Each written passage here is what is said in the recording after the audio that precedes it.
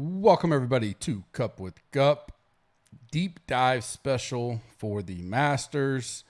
A lot to go over today. Take a little lunchtime here, get this knocked out. I'll probably release it early afternoon or late afternoon-ish. Not too long ago, they just blew the horns and got everybody inside at the Masters.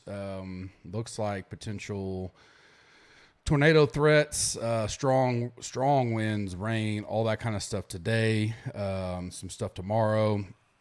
Going to make things interesting. Did listen to quite a bit of press conferences as I worked away this morning. Kind of get all those thoughts, get everything rounded up, get this deep dive going, and then we will do the final thoughts tomorrow, and then live E9 with Kenny Kim sometime tomorrow. So his schedule is kind of fluctuating, so we'll get that done tomorrow, maybe a little later than what we normally do, but that's all right. Everybody's excited for the Masters. We'll get to that here shortly.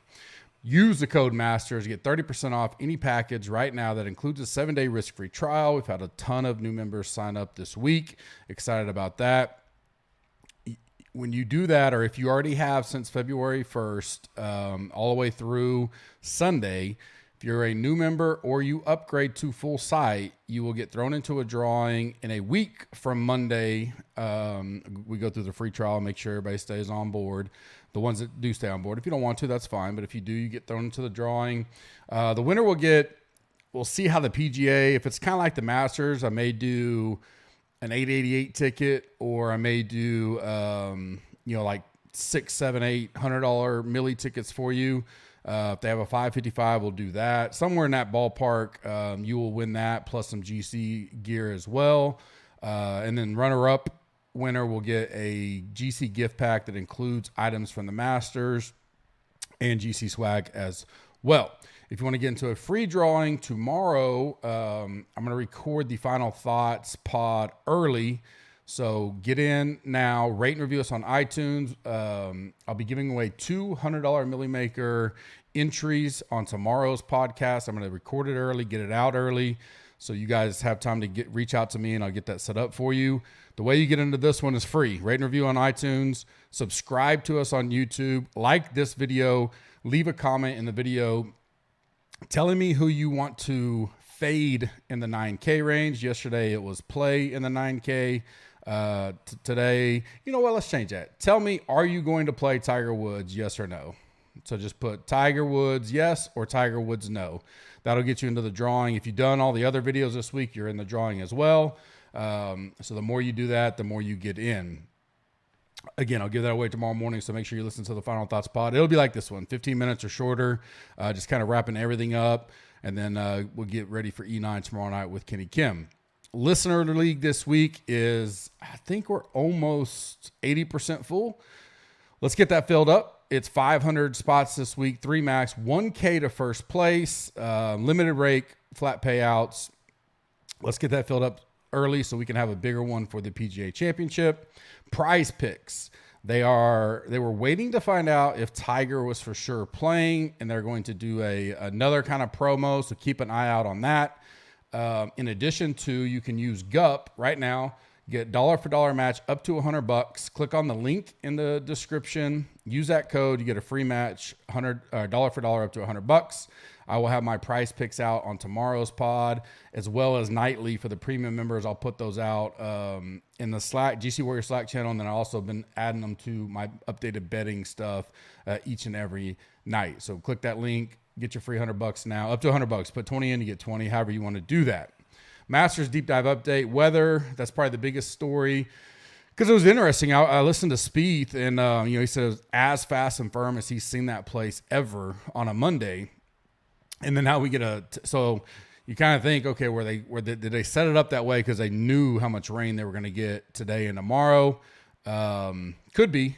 They'll have time to dry out a little bit. They can control the greens. We know that. They'll be as fast as firm as they want them to be, even come Thursday, because the nice thing is there is a ton of rain right now. There's big storms, big winds, could have some damaging type stuff, potential for a tornado even later on. And then tomorrow, pretty good amount of rain. Hopefully it kind of misses or fades off so we can see the par 3. That's always something fun to watch. but there will be still plenty of rain, and it starts to die off tomorrow night into early Thursday morning. Right now, it looks, as we get to the first tee time Thursday, all the rain will be out, and then it's gone for the rest of the week. That's the good news. We're not going to have to worry about like a Players' Championship, massive delays, anything, that kind of stuff. Thursday and Friday. Thursday's still going to be pretty warm, mid-70s. You start to see some wind pickup, gusting later in the afternoon. No big wave advantage, anything on Thursday that I see. And then Friday is going to be, as that system fully moves out, the temperatures behind it actually be a little cooler. So highs in the 40s in the morning, and then in the 60s later on the day. But until Sunday. Sunday looks like the absolute best conditions and best day of the week. So that'll be nice for a Sunday at Augusta.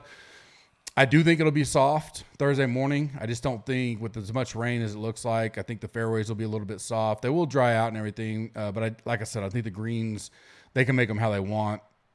Just because most of the rain is going to be getting out of there Wednesday into Thursday. Right now, again, there's 30 threesomes and then 1 twosome.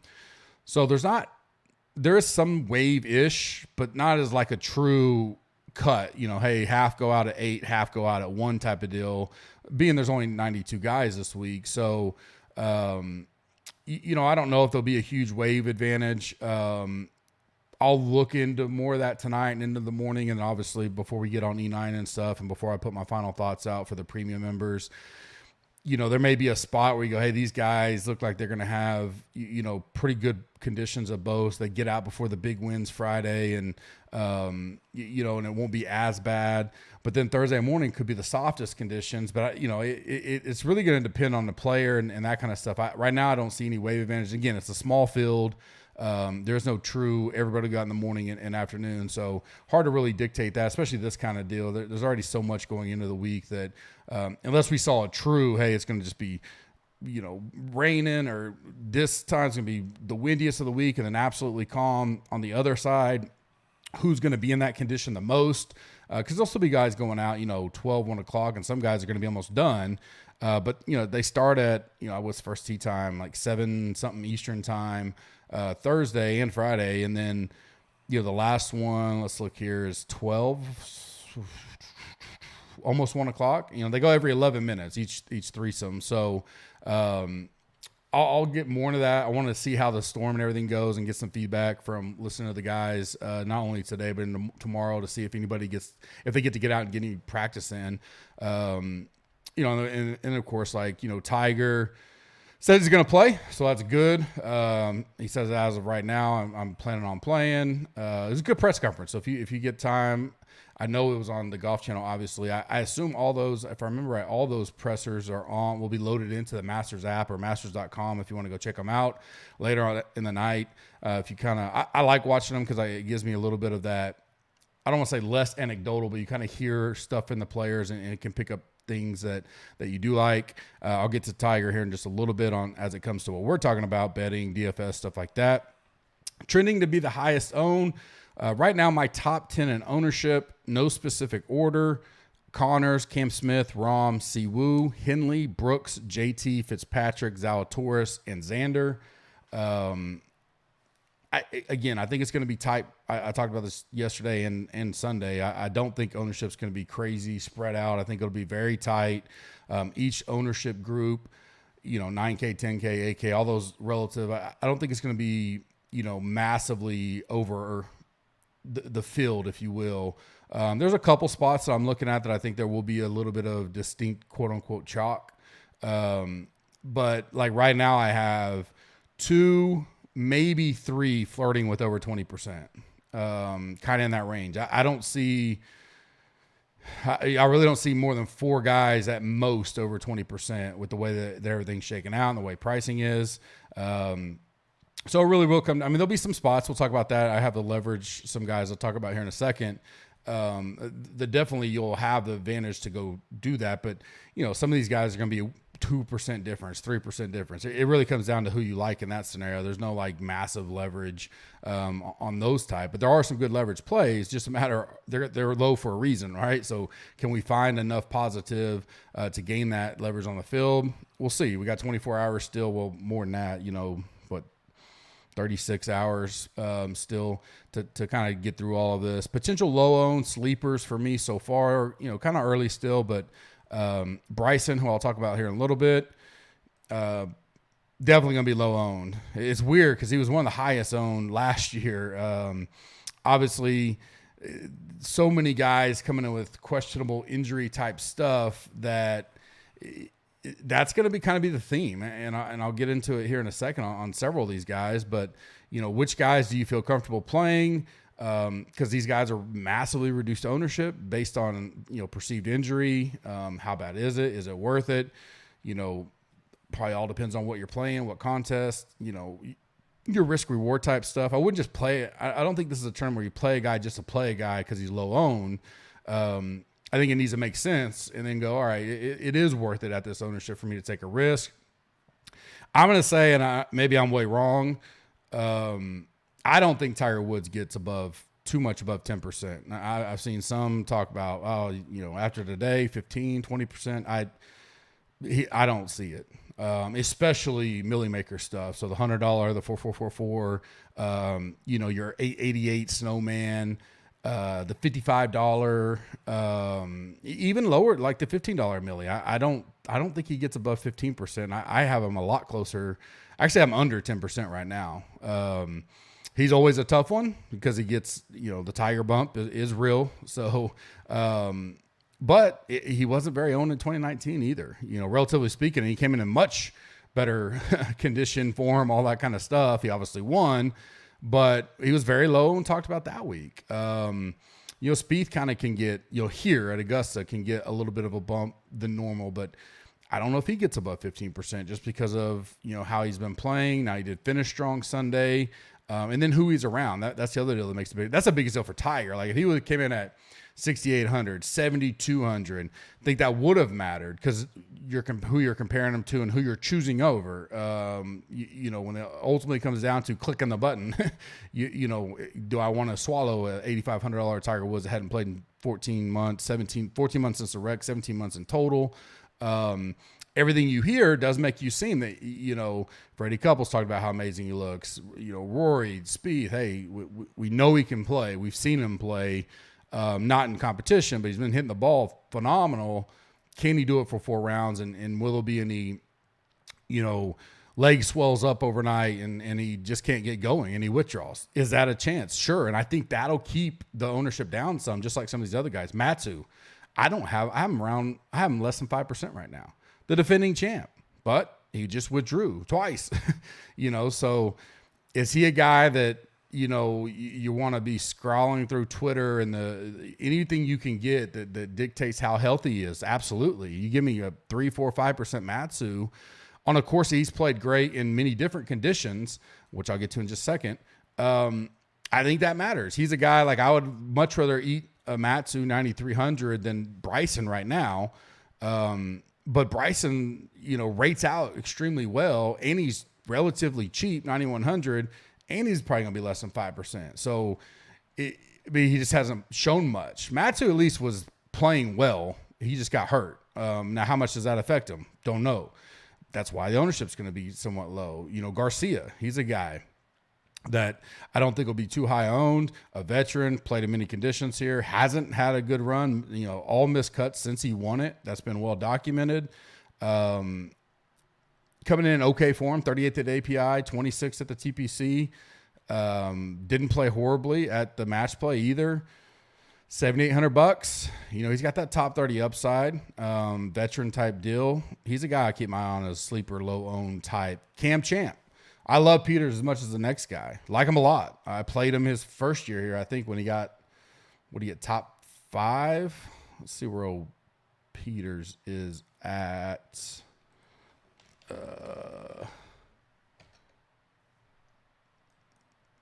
Fourth, 2017. I had some of him that year. I liked him. I think his game fits here well. But Cam Champa's done equally as good here. A 19th and a 26th. I think Cam Champ will be a 5th of the ownership of Peters in that 6K range. So he's a guy that I don't mind. That's the scenario where I go, yeah, I think Peters probably overall profiles better, but Champ has come in not great condition, before, and still top 26s. And I liked that he did it in 2020, which was soft, and then last year was firm.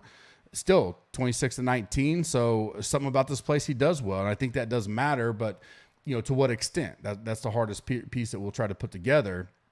But you give me a fifth of the ownership. Doesn't mean I'm not going to play Peters, but Champs, same exact price, right? They're both $6,600. A great pivot option, and you're not really losing a whole lot there of what you think they could do. Maybe you may say, I don't care. I don't trust. I don't. Cam Champs come in at 61st, miscut. I don't feel comfortable doing that. Where Peters hasn't played a lot over here, but 32nd at API, miscut at TPC. He hasn't played here since 2018 either. So how does that factor where Champ has played the last 2 years? Don't know. I mean, those are kind of some of the questions that I want to throw out, but I do think his ownership being that low will make it appealing. Kind of the, not, I used to do Monday redo, but just kind of one thing, thoughts, kind of a thoughts extension of Smash Factor per se. I'm not going to be afraid to go to the low-owned course veterans or guys that are much lower than they have been in the past that I've avoided. I just mentioned Matsu and Garcia, but Paul Casey, another one, withdrew, back spasms. I have bad back issues, and it's something that you can literally feel great, and then something happens and you lock up or whatever, and you're done. So I think he truly, when he says he feels good, I think he does. Does it mean he'll be there for 4 days? No telling. But in normal years, a $7,600 Paul Casey coming in with a third of the TPC, made the cut at API, didn't do much, but normally we're talking highest or one of the highest owned. I don't know if he sees 13-14% this week. Bubba, another low-owned veteran. Usti's always popular. He talked about more. Not heard much about him. Think he's going to be in that 10%. $8,900 Usti. His last 6 years here: 15th, 41st, 12th, 29th, 23rd, 26th. All top 30s or better. 6 straight years, or 5 out of 6 years. He got a 41st in 2017. Normally Uzi, you're talking about 16, 17, 18%. These are guys I normally avoid, but I don't mind looking there. Finau, going to get some steam, but I think he'll be around that 10, 11%. Showed plenty of life last week. Seems like the game is improving, coming around after he struggled for a little while. And then Rose, he's somewhat been popular here at times. I think I got him. He's not as high up on my overall board right now, but his last 6 years here: 10th, 12th, 10th, 2nd, 12th, miscut 23rd and 7th. Now he's coming in off 2 miscuts in a row at API and TPC, $7,500. I think he's in that 5 to 7% range. Do we take a chance there? He was, I don't know if he was first round leader last year, but he was definitely up there. I think he was first round leader last year and just kind of hung on through the weekend. But those are guys, those veterans that are not getting the love like they typically do. Maybe it's that, people are overthinking that, and we go there. We take advantage of it this year. Where normally I'm trying to avoid that. The 4 biggest leverage spots of big name, big price, where it's simply going to come down to is, do you want to take the risk? They're all low owned for their own reasons. Bryson, who I mentioned, Morikawa / Hovland. I do think Morikawa will be even less owned, but just because I think when you're looking at the two, Hovland has struggled around the green or whatnot, but he did win low am here. He's made the cut, 32nd, 21st, his first 2 years playing in it. He's coming in off of a 2nd and a 9th. A lot better form and everything showing the Morikawa. I think the course is going to play, long that first day, Thursday, longer, because it's just going to be soft. I don't think that helps Morikawa much. You don't want it playing longer if you're him. You want it kind of playing fast and firm. He's only had a 44th and 18th. So I think those guys, Berger, I think will be one of the lowest owned in the 9K, if not the lowest owned. And then Gooch, which we all go, man, you look at the odds and everything, where'd the 87 come from? 8,700. He's, without a doubt, probably the lowest owned in the 8K range. So those are 4 guys that are, could strictly be leverage plays against the field. but they're all low owned for the reasons, and that's just something we have to look through and see if it's really worth it, or which one. Maybe it's only one or two you want to take a chance on, the others you don't. I will not be playing Morikawa at all this week. I'll have 0 of them. The other 3 I'm still looking at, but Morikawa's, I don't care about the low own there. There's plenty of other stuff I'll look at. I personally don't think the course is his best fit, and he needs too much to go right with long irons, short game, putting on a course like this that, he may get behind the 8 ball, especially if he plays really long Thursday. Guys I'm staying strong on: DJ, Brooks, Willie Z, Cam Young. No surprise there. I mean, they're all guys I've been on. It doesn't mean I'm picking Cam Young to win by no means, but at 7,000, I don't think it's going to get stupid ownership.